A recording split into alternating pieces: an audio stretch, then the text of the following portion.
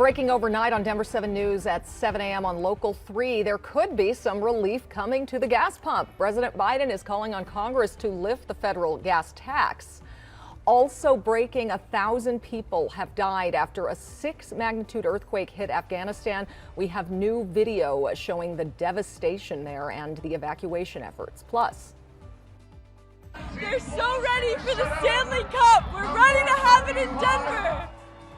now the watch parties return tonight. Avs fans will be cheering on the team as Game 4 gets underway in Tampa hours from now. We have the latest on Nazem Kadri's recovery and the new honor for Cale Makar, hopefully lifting the team's spirits ahead of tonight's game. Thanks for sticking with us here. I'm Nicole Brady. And I'm Brian Sanders. Good morning to you from Thunder Alley, the fan zone right outside of Amalie Arena. And if there's any bigger sign that I'm in enemy territory this morning, look who I found.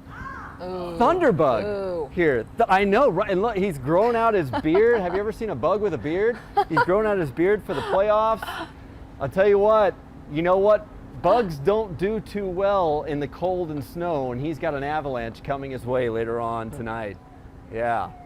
I don't see how he does it in this suit.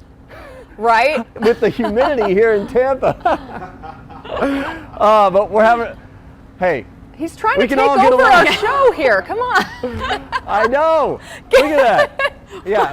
Just wait till Bernie gets a hold of him. Yeah. Yeah. Bernie's got much better moves. All right. Take it over, Lisa. Yeah, get him off of here. Get him off of there. Yeah, clear that screen. You're a good sport, Bry Guy. With Bug, whatever his name was. Take a look. A beautiful shot here. Clear skies. Mid to upper 50s this morning, close to 60. Winds coming in out of the west-southwest at around 15 to near 20 miles per hour. It'll be a little breezier this afternoon. Your biking forecast, it is bike to work day. Beautiful this morning, a little toasty by this afternoon. We're going to be by 2 o'clock, right around 85, hitting highs closer to 88, near 90 degrees from Denver to Fort Collins, north up to Greeley. A little cooler in the Springs there at 76. Nice today and pretty dry. Tomorrow we have a much better chance for some scattered storms and showers in the mountains. We'll take a closer look at what's going to happen, what's going to change here this coming weekend. Jason on the Super 7 Day in just a few minutes. Okay, kind of crazy things going on right now here in the traffic world, unfortunately.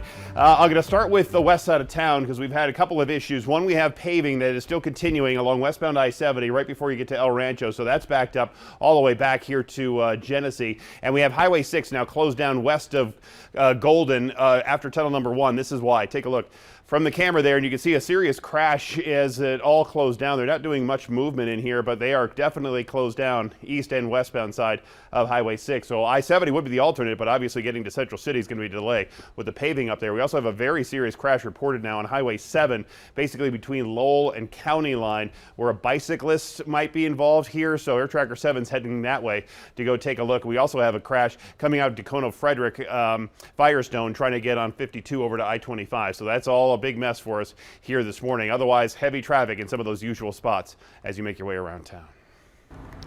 All right, have we got Brian alone again? Thank you.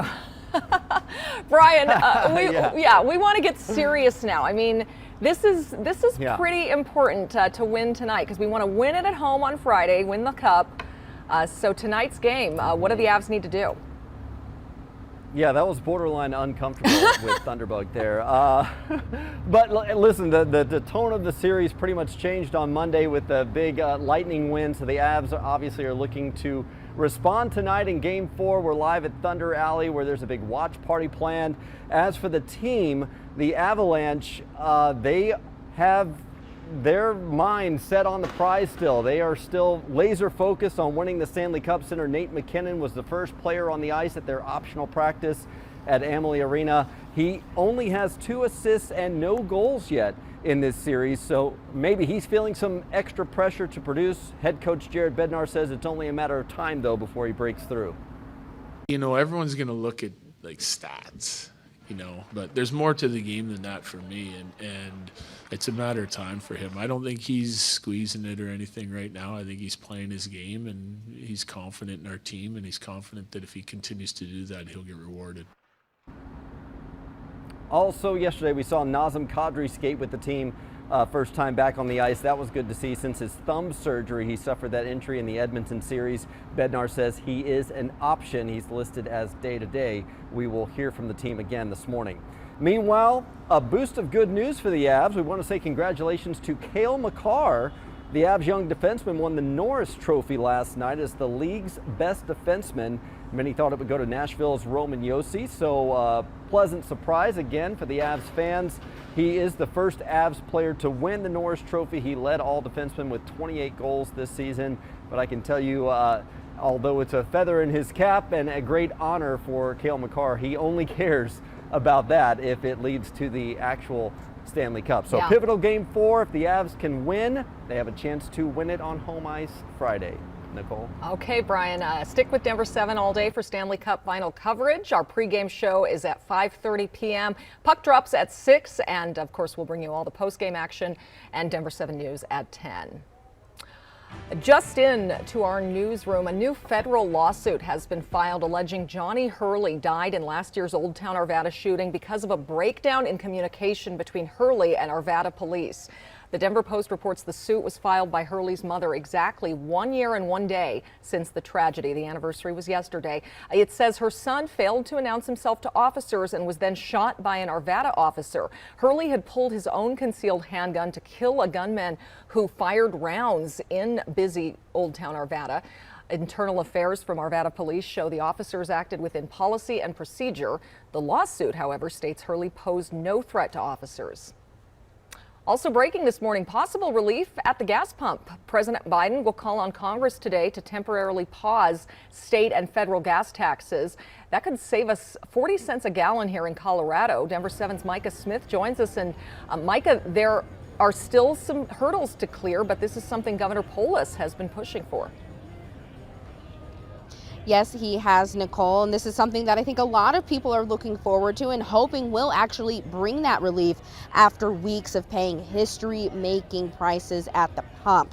Now, I will tell you right now, the federal government charges 18.4 cents per gallon for gas and 24.4 cents per gallon for diesel. Suspending the gas tax for 3 months would cost the government about $10 billion, but the White House says this loss of funds would be worth it. Governor Polis has been very supportive of this move and reiterated that point last weekend on NBC's Meet the Press. A few weeks ago, Polis signed a new bill into law that stops Colorado's new gas fee to help fund infrastructure from going into effect until April 2023. It would have added 2 cents a gallon on top of Colorado's gas tax, which is 22 cents per gallon. We talked to Skylar McKinley, Regional Director of Public Affairs at AAA, and he says the fee and tax suspensions are nice, but drivers may not notice much of a difference. The president, like any policymaker, knows that this is the number one thing on Americans' minds right now. I think that there are symbolic gestures that can be made, but really, if the president could do much to lower gas prices, every president would lower gas prices as much as they could, especially in an election year. It's worth noting there hasn't been much movement from Congress toward fulfilling the president's request to suspend the federal gas tax. Also, the president is asking states to suspend their gas tax. And as state and federal leaders work to try to bring those gas prices down, I do want to let you know, as of this morning, according to AAA, the average price per gallon in the United States, $4.95. Reporting live, Micah Smith, Denver 7. At least it's under 5. All right, thanks, Micah. If you filed your state taxes, you'll get more money from the accelerated Tabor refund payments than originally thought. This was money that was supposed to come your way next spring, but a law passed last month means the checks are coming earlier. They'll be here in September, in fact. A new forecast says Colorado's economy is recovering more strongly than expected. So refunds for single filers are now going up from $500 now to $750, and joint filers will get double that. Again, the checks should be coming in September. Disturbing new details emerging about the response to the mass shooting at Robb Elementary School in Uvalde. 1 hour, 14 minutes, and 8 seconds. You know, it's not just a lifetime, it's many lifetimes. Law enforcement is now accused of putting police lives over the lives of children. And more of us are returning to ride shares as gas prices stay high. The option Uber is bringing back.